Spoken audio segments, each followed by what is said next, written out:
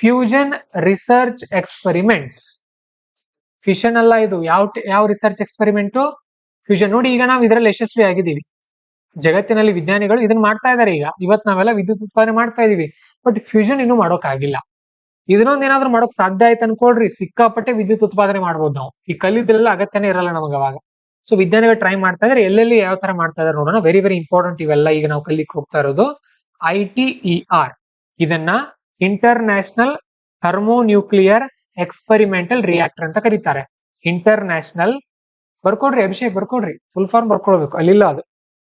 Inter national thermonuclear experimental reactor. International ಅಂದ್ರೆ ಅಂತಾರಾಷ್ಟ್ರೀಯ ಮಟ್ಟದ್ದು, ಥರ್ಮೋನ್ಯೂಕ್ಲಿಯರ್ ಅಂತ ಅಂದ್ರೆ ಥರ್ಮಲ್ ಅಂದ್ರೆ ಹೀಟು, ನ್ಯೂಕ್ಲಿಯರ್ ಅಂದ್ರೆ ನ್ಯೂಕ್ಲಿಯರ್ ಒಂದು ಇವನ್ ಬಳಸ್ತಾ ಇದ್ದಾರೆ ರಾ ಮೆಟೀರಿಯಲ್ ಅನ್ನ. ಎಕ್ಸ್ಪೆರಿಮೆಂಟ್ಗೋಸ್ಕರ ರಿಯಾಕ್ಟರ್ ಇದು ಅಷ್ಟೇ. ಸೊ ಇದನ್ನ ಎಲ್ಲಿ ಸೆಟಪ್ ಮಾಡಿದ್ದಾರೆ ನೋಡಿ, ಫ್ರಾನ್ಸ್ ನಲ್ಲಿ. ಸೊ ITER ಎಲ್ಲಿದೆ? ಫ್ರಾನ್ಸ್ ಅಲ್ಲಿ. ನೋಡಿ, ನಿಮಗೆ UPSC ನಲ್ಲಿ ಈ ಫುಲ್ ಶಾರ್ಟ್ ಫಾರ್ಮ್ ಕೊಡಲ್ಲ ಅವರು. ಶಾರ್ಟ್ ಫಾರ್ಮ್ ಕೊಡಲ್ಲ, ಒಂದೊಂದ್ಸಾರಿ ಫುಲ್ ಫಾರ್ಮ್ ಕೊಡ್ತಾರೆ. ಸೊ ಶಾರ್ಟ್ ಫಾರ್ಮ್ ಜೊತೆ ಫುಲ್ ಫಾರ್ಮ್ ಕೂಡ ನೆನ್ಪಿಟ್ಕೊಳ್ಬೇಕು ನೀವು. ಓಕೆ.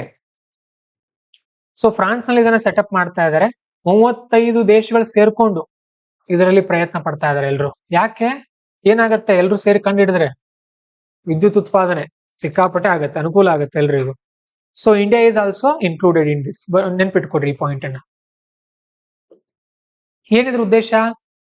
ಅದೇ ಫ್ಯೂಷನ್ ಅನ್ನ ಕಲಿಯೋದು, ಯಾವ ತರ ಮಾಡೋದು ಅಂತ ಹೇಳಿ. ನೆಟ್ ಎನರ್ಜಿ ಗೇನ್ ಅನ್ನ ಮಾಡ್ಕೊಳ್ಳೋದು.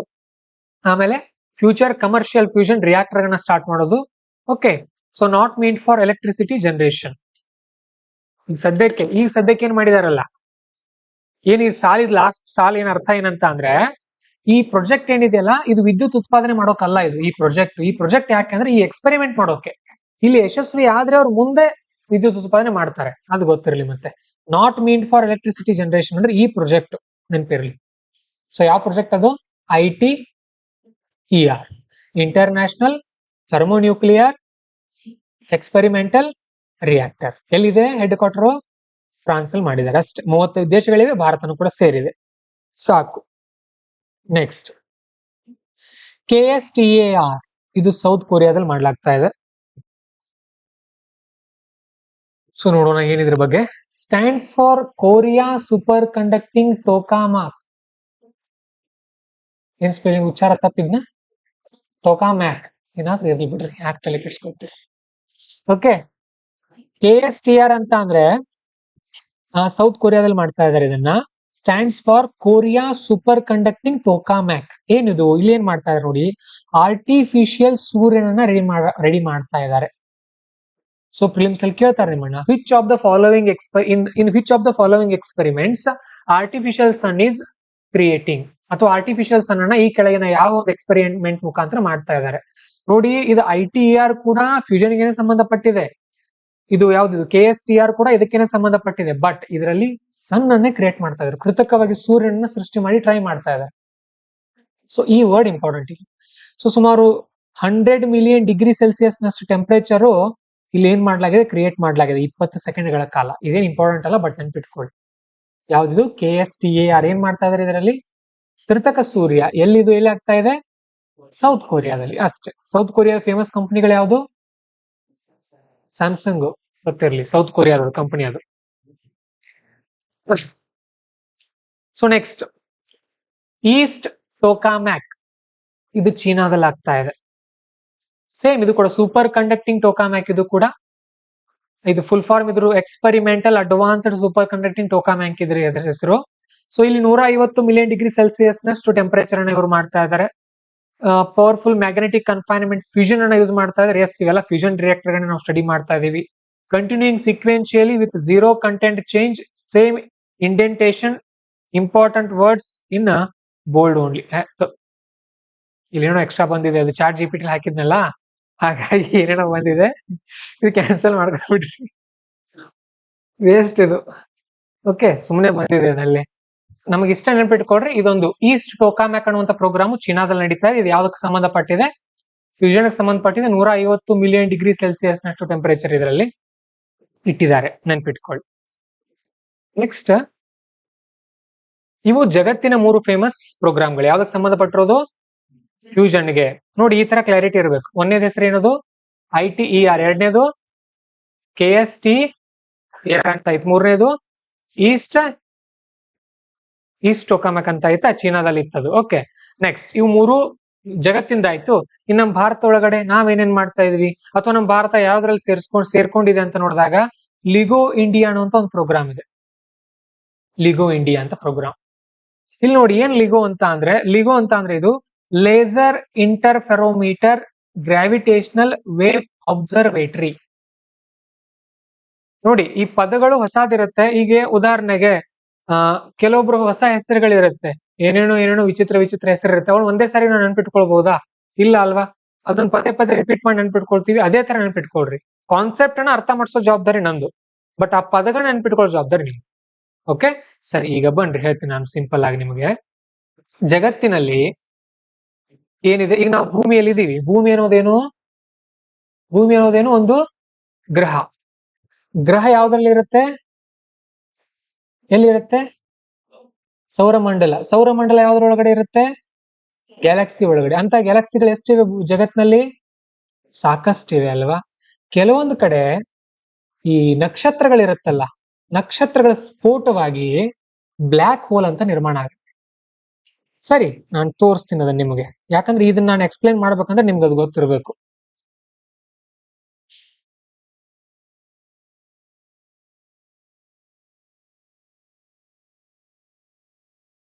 ಓಕೆ, ಇದು ನಮ್ಮ ಬ್ರಹ್ಮಾಂಡ ತುಂಬಾ ದೊಡ್ಡದಿರುತ್ತೆ.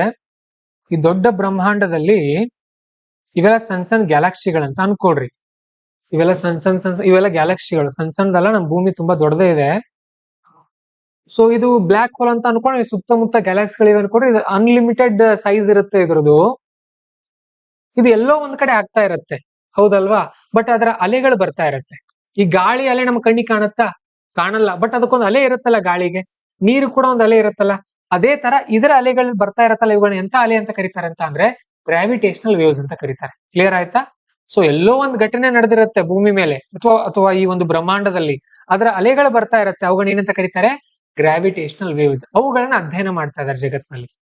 ಯಾಕೆ ಅವುಗಳನ್ನ ಅಧ್ಯಯನ ಮಾಡ್ತಾ ಇದಾರೆ ಅಂದ್ರೆ ಅವುಗಳ ಬಗ್ಗೆ ನಮಗೆ ಕ್ಲಾರಿಟಿ ಸಿಕ್ಕರೆ ಈ ಬ್ರಹ್ಮಾಂಡ ಹೇಗೆ ಉಗಮ ಆಯ್ತು ಅನ್ನೋದನ್ನ ನಾವು ಕಂಡು ಹಿಡ್ಕೋಬಹುದು. ಅರ್ಥ ಆಯ್ತಾ? ಸೊ ಇಷ್ಟೇ. ಇದು ಬ್ಲ್ಯಾಕ್ ಹೋಲ್ ಅಂತ ಇರುತ್ತೆ. ಇದ್ರ ಬಗ್ಗೆ ನಾವು ಮತ್ತೆ ಕರೆಂಟ್ ಅಫೇರ್ಸ್ ಹೇಳುವಾಗೆಲ್ಲ ಡೀಟೇಲ್ ಹೇಳ್ತೀನಿ. ಈಗ ಸದ್ಯಕ್ಕೆ ಅದು ಬೇಡ ನಿಮ್ಗೆ. ಸರಿ, ಇಲ್ಲಿ ನೋಡಿ ಏನ್ ಮಾಡ್ತಾ ಇದೆ ನಮ್ಮ ಭಾರತ ಅಂತ ಅಂದ್ರೆ ಲಿಗೋ ಅನ್ನುವಂತ ಒಂದು ಪ್ರಾಜೆಕ್ಟ್ ಅನ್ನು ಮಾಡಿದೆ. ಈ ಪ್ರಾಜೆಕ್ಟ್ ನ ಅಡಿಯಲ್ಲಿ ಈ ಗ್ರಾವಿಟೇಷನಲ್ ವೇವ್ಸ್ ಅನ್ನ ಸ್ಟಡಿ ಮಾಡ್ತಾ ಇದೆ. ಎಲ್ಲಿ ಹೋಯ್ತಪ್ಪ ಅದು? Laser interferometer gravitational wave observatory. ನೋಡಿ, ಗ್ರಾವಿಟೇಷನಲ್ ವೇವ್ಸ್, ಗುರುತ್ವಾಕರ್ಷಣೆ ಅಲೆಗಳ ಅಬ್ಸರ್ವೇಟರಿ. ಅಬ್ಸರ್ವೇಷನ್ ಅಂದ್ರೆ ಏನು? ಗಮನಿಸೋದಲ್ವಾ ಅದನ್ನ? ಸೊ ಅಬ್ಸರ್ವೇಟರಿನ ಇಲ್ಲಿ ಸೆಟಪ್ ಮಾಡಿದ್ದಾರೆ. ಯಾರ ಜೊತೆ ಕೊಲಾಬರೇಷನ್ ಆಗಿದ್ದಾರೆ ನೋಡಿ? Collaboration between LIGO laboratory and LIGO India institute. ಇಬ್ರು ಸೇರ್ಕೊಂಡು ಇದನ್ನ ಕೆಲಸ ಮಾಡ್ತಾ ಇದ್ದಾರೆ. To detect cosmic gravitational waves and to develop gravitational wave observations as an astronomical tool. Astronomy ಅಂತ ಅಂದ್ರೆ ಬಾಹ್ಯಾಕಾಶ ಅಥವಾ ಖಗೋಳ ಅಂತ ಕರಿತೀವಲ್ವಾ, ಅದನ್ನ ಸ್ಟಡಿ ಮಾಡೋಕೆ ಮಹಾರಾಷ್ಟ್ರದಲ್ಲಿ ಇದನ್ನ ಸೆಟಪ್ ಮಾಡಿದ್ದಾರೆ. ಒಂದು ಲ್ಯಾಬೊರೇಟರಿ ನೋಡಿ, ಇದೆ ಲಿಗೋ ಇಂಡಿಯಾ ಪ್ರಾಜೆಕ್ಟ್. ಇಲ್ಲಿ ನಡೀತಾ ಇದೆ ಮಹಾರಾಷ್ಟ್ರದಲ್ಲಿ. ಏನ್ ಸ್ಟಡಿ ಮಾಡ್ತಾರೆ ಇದರಲ್ಲಿ? ಗ್ರಾವಿಟೇಷನಲ್ ವೇವ್ ಗಳನ್ನ ಸ್ಟಡಿ ಮಾಡ್ತಾರೆ. ಸರಿ, ಸೊ ಯಾವ ಆಧಾರದಲ್ಲಿ ಇದನ್ನ ಸ್ಟಡಿ ಮಾಡ್ಲಾಗತ್ತೆ? ಐನ್ಸ್ಟೀನ್ ನ ಜನರಲ್ ರಿಲೇಟಿವಿಟಿ ಥಿಯರಿ ಅಂತ ಇದೆ, ಒಂದು ಸಾಪೇಕ್ಷ ಸಿದ್ಧಾಂತ ಅಂತ ಹೇಳಿ. ಓಕೆ, ಬರೀ ನಮ್ ದೇಶದಲ್ಲಿ ಮಾತ್ರ ಇಲ್ಲ, ಜಗತ್ನಲ್ಲಿ ಬೇರೆ ಬೇರೆ ಕಡೆ ಇವೆ ನೋಡಿ. ಲಿಗೋ ಹ್ಯಾನ್ಫೋರ್ಡ್ ಅಬ್ಸರ್ವೇಟರಿ ಅಂತ ಒಂದಿದೆ ಅಮೆರಿಕಾದಲ್ಲಿ. ಲಿಗೋ ಲಿವಿಂಗ್ ಸ್ಟೋನ್ ಅಬ್ಸರ್ವೇಟರಿ ಅಂತ ಒಂದಿದೆ ಅಮೆರಿಕಾದಲ್ಲಿ. ಸೊ ಇವ್ರ ಸಹಾಯವನ್ನ ತಗೊಂಡು ನಮ್ಮ ಭಾರತನೂ ಕೂಡ ಈ ಕೆಲಸವನ್ನ ಮಾಡ್ತಾ ಇದೆ. ಕ್ಲಿಯರ್ ಆಯ್ತಾ? ಲಿಗೋ ಅಂದ್ರೆ ಏನದು? ಓಕೆ, ಲಿಗೋ ಅಂತ ಅಂದ್ರೆ ಇಷ್ಟ ನೆನ್ಪಿಟ್ಕೊಡ್ರಿ. ಭಾರತ ಇದನ್ನ ಮಾಡ್ತಾ ಇದೆ. ಇದರಲ್ಲಿ ಗ್ರಾವಿಟೇಷನಲ್ ವೇವ್ ಗಳನ್ನ ಸ್ಟಡಿ ಮಾಡೋರಿದೀವಿ. ಸೊ ಗ್ರಾವಿಟೇಷನಲ್ ವೇವ್ ನ ಸ್ಟಡಿ ಮಾಡೋದ್ರಿಂದ ನಮಗೆ ಜಗತ್ತಿನ ಉಗಮದ ಬಗ್ಗೆ ತಿಳಿಯುತ್ತೆ. ಮಹಾರಾಷ್ಟ್ರದಲ್ಲಿ ಅದರೊಂದು ಲ್ಯಾಬೊರೇಟರಿನ ಸೆಟಪ್ ಮಾಡಿದೀವಿ ಅಷ್ಟೇ. ನೆಕ್ಸ್ಟ್ ಇನ್ನೊಂದು ಬರುತ್ತೆ ಲೀಸಾ ಅಂತ ಹೇಳಿ. ಈ ತರನೇ ಕೇಳ್ತಾರೆ ಪ್ರಿಲಿಮ್ಸ್ ಅಲ್ಲಿ. UPSC ಯಾವ ತರ ಕೇಳ್ತಾರೆ ಅದನ್ನೇ ಹೇಳ್ತಾ ಇದ್ದೀನಿ. ನೋಡ್ಕೊಳ್ತಾ ಆರಾಮಾಗಿ ಸ್ಟಡಿ ಮಾಡ್ಕೊಳ್ಳಿ. ಲೀಸಾ ಅಂತ ಅಂದ್ರೆ ನೋಡಿ, ಇದನ್ನ ಲೇಸರ್ ಇಂಟರ್ಫೆರೋಮೀಟರ್ ಸ್ಪೇಸ್ ಆಂಟೆನಾ ಅಂತ ಕರೀತಾರೆ. ಇದರಲ್ಲಿ ನಮ್ಮ ಭಾರತ ಇಲ್ಲ. ಬರ್ಕೊಂಡ್ ಬಿಡ್ರಿ, India is not in it ಅಂತ ಹೇಳಿ, ಅಥವಾ India is not a member ಅಂತ ಬರ್ಕೊಡ್ರಿ. ಸೊ ಇಲ್ಲಿ ಏನ್ ಮಾಡ್ತಾ ಇದ್ದಾರೆ? It is a space based gravitational wave observatory. ಏನಿದು? ಏನೂ ಇಲ್ಲ. ಲಿಗೋಗಳು ಎಲ್ಲಿವೆ? ಭೂಮಿ ಮೇಲೆ ಇವೆ. ಈ ಲೀಸಾ ಎಲ್ಲಿದೆ? ಆಕಾಶದಲ್ಲಿದೆ ಅಷ್ಟೇ. ಭೂಮಿ ಮೇಲೆ ಇಟ್ಕೊಂಡು ನಾವು ಏನ್ ಸ್ಟಡಿ ಮಾಡ್ತಾ ಇದೀವಿ? ಲಿಗೋ ಇಂಡಿಯಾದಲ್ಲಿ ಗ್ರಾವಿಟೇಷನಲ್ ವೇವ್ಗಳನ್ನ ಸ್ಟಡಿ ಮಾಡ್ತಾ ಇದೀವಿ. ಇವರು ಯಾರು? ಇ ಎಸ್ ಎ ಅಂತ ಅಂದ್ರೆ ಯುರೋಪಿಯನ್ ಸ್ಪೇಸ್ ಏಜೆನ್ಸಿ. ಯುರೋಪ್ ಖಂಡ ಇದೆಯಲ್ಲ, ಆ ಖಂಡದವರ ಒಂದು ಸ್ಪೇಸ್ ಏಜೆನ್ಸಿ ಇದೆ. ಅದು ಪ್ಲಸ್ ನಾಸಾ ಇಬ್ರು ಸೇರ್ಕೊಂಡು ಆಕಾಶದಲ್ಲಿ ಒಂದು ಲಿಸಾ ಅಂತ ಇಡ್ತಾ ಇದಾರೆ. ಅದೇನ್ ಮಾಡೋದು ಆಂಟೆನಾ ಅಂತ ಅಂದ್ರೆ ಗ್ರಾವಿಟೇಷನಲ್ ವೇವ್ಗಳನ್ನ ಅಲ್ಲಿ ಮೇಲೆ ಎದ್ಕೊಂಡು ಸ್ಟಡಿ ಮಾಡೋದು. ಇಷ್ಟ ವ್ಯತ್ಯಾಸ ಲಿಗೋಗೂ ಲಿಸಾಗೂ. ಪ್ರಿಲಿಮ್ಸ್ ಅಲ್ಲಿ ವ್ಯತ್ಯಾಸ ಕೇಳ್ತಾರೆ. ಏನ್ ಕೇಳ್ತಾರೆ ಗೊತ್ತಾ? LISA is a space observatory present in the ಯಾವ ಪ್ಲೇಸ್ ಅದು? Livingston in America and LIGO is in space ಅಂತ ಹೇಳ್ತಾರೆ. ರಾಂಗ್, ಉಲ್ಟಾ ಕೊಟ್ಟಿದ್ದಾರೆ ಅಂತ ಅರ್ಥ. It compliments ಲಿಗೋ. ಲಿಗೋ ಸ್ವಲ್ಪ ಸಹಾಯ ಮಾಡೋ ತರ ಕೆಲಸ ಮಾಡುತ್ತೆ ಇದು. ಸೊ ಅದಕ್ಕೋಸ್ಕರ ಒಂದು ಸ್ಯಾಟಲೈಟ್ ಅನ್ನ ಲಾಂಚ್ ಮಾಡಿದ್ರು ಇವರು, ಅದನ್ನ ಲಿಸಾ ಪಾತ್ ಫೈಂಡರ್ ಅಂತ ಹೇಳಿ. Okay, space experiment mean to set a path to LISA and ಈ ಲಿಸಾ ಅಥವಾ ಎಲಿಸಾ ಅಂತ ಹೇಳಿ. ಅವುಗಳ ಮೇಲಲ್ಲಿ ಆಕಾಶದಲ್ಲಿ ಹೋಗಿ ಇಡೋಕೆ ಸ್ಟಡಿ ಮಾಡಿದ್ರು ಲಿಸಾ ಪಾತ್ ಫೈಂಡರ್ ಅಂತ ಹೇಳಿ. ಅರ್ಥ ಆಗ್ತಾ ಇದೆಯಾ? ನಿಮ್ಗೆಲ್ಲಾನು ಅರ್ಥ ಆಗ್ತಾ ಇದೆ. ಬಟ್ ಒಂದ್ 2 ದಿನ ಬಿಟ್ಟ ಮೇಲೆ ಎಲ್ಲಾನು ಮರ್ತಿರ್ತೀರಿ. ಮರೆಯೋದ್ ಪ್ರಾಬ್ಲಮ್ ಇಲ್ಲ, ನೀವು ಮರೀರಿ, ಏನು ಟೆನ್ಷನ್ ಮಾಡ್ಕೊಳಕ್ ಹೋಗ್ಬೇಡಿ. ಬಟ್ ಎಕ್ಸಾಮ್ ನಲ್ಲಿ ಬಂದಾಗ ಕಾನ್ಸೆಪ್ಟ್ ನೆನ್ಪ್ ಮಾಡ್ಕೊಳಕ್ ಟ್ರೈ ಮಾಡ್ಬೇಕು ನೀವು. ಲಿಸಾ ಅಂದ್ರೆ ಏನು? ಆಕಾಶದಲ್ಲಿ ಇತ್ತ, ನೆಲದ ಮೇಲೆ ಇತ್ತ? ಇದ್ರಲ್ಲಿ ಏನ್ ಸ್ಟಡಿ ಮಾಡ್ತಾ ಇದ್ರಿ ಇವರು? Gravitational waves. ಇಷ್ಟೇ. ನಾವೆಲ್ಲ ಬ್ಯಾಟ್ ಮಾಡೋದಿಲ್ಲ. ನಮ್ದು ಇದು SSLC PUC ಎಕ್ಸಾಮ್ ಅಲ್ಲ. ಒಂದು ವಾಕ್ಯದಲ್ಲಿ ಉತ್ತರಿಸಿ ಅಂತ ಕೇಳಲ್ಲ ನಿಮ್ಮನ್ನವರು. ಏನ್ ಕೇಳ್ತಾರೆ? 4 ಆಪ್ಷನ್ ಕೊಡ್ತಾರೆ. ಹುಡುಕ್ರಿ ಇದ್ರಲ್ಲಿ ಸರಿಯಾಗಿರೋದು ಯಾವುದು ಅಂತ. ಅದನ್ನ ಹುಡುಕೋ ಸಾಮರ್ಥ್ಯ ಕಲಿಬೇಕು ನಾವಷ್ಟೇ. ಅನಲಿಟಿಕಲ್ ಎಕ್ಸಾಮ್ ಇದು. ಫ್ಯಾಕ್ಟ್ಸ್ ಬೇಸ್ಡ್ ಎಕ್ಸಾಮ್ ಅಲ್ಲ UPSC. ಫ್ಯಾಕ್ಟ್ ಬೇಸ್ಡ್ ಎಕ್ಸಾಮ್ಗಳು ಬೇರೆ ಎಕ್ಸಾಮ್ಗಳು ಬರುತ್ತೆ. ಸರಿ, next. Gravitational waves and gravitational lensing. Gravitational waves are ripples in the fabric of space-time predicted by Einstein's theory of relativity. Einstein ಇದನ್ನ ಆವಾಗಲೇ ಹೇಳಿದ್ದ. Massive accelerating cosmic events like merging black holes. Okay, ಏನ್ ಮಾಡ್ತಾರೆ ಅಂದ್ರೆ ಅದೇ ಹೇಳ್ತಾರೆ ನಿಮ್ gravitational waves ಅಂತ ಅಂದ್ರೆ ಈ ತರ ಸ್ಪೇಸ್ ಅಲ್ಲಿ ಕಂಡು ಬರುತ್ತೆ. ಒಂದು ಚಿತ್ರ ನೋಡೋಣ. Gravitational waves in space. ಅಲೆಗಳು ಬರ್ತಾ ಇರುತ್ತೆ ಈ ತರ. ಎಸ್, ಈ ತರ ಕಾಣುತ್ತೆ. ನಮ್ಗೆ ಕಾಣಲ್ಲ ಕಣ್ಣಿಗೆ ಆಕ್ಚುಲಿ, ಬಟ್ ಈ ತರ ಅಲೆಗಳಿರುತ್ತೆ ಸ್ಪೇಸ್ ನಲ್ಲಿ. ಇವುಗಳನ್ನ ಸ್ಟಡಿ ಮಾಡೋದು. ಓಕೆ, ಈ ತರ ಈ ಅಲೆಗಳನ್ನ ಸ್ಟಡಿ ಮಾಡೋದು. ಆನ್ಲೈನ್ ಅವ್ರಿಗೆ ಅರ್ಥ ಆಯ್ತಾ?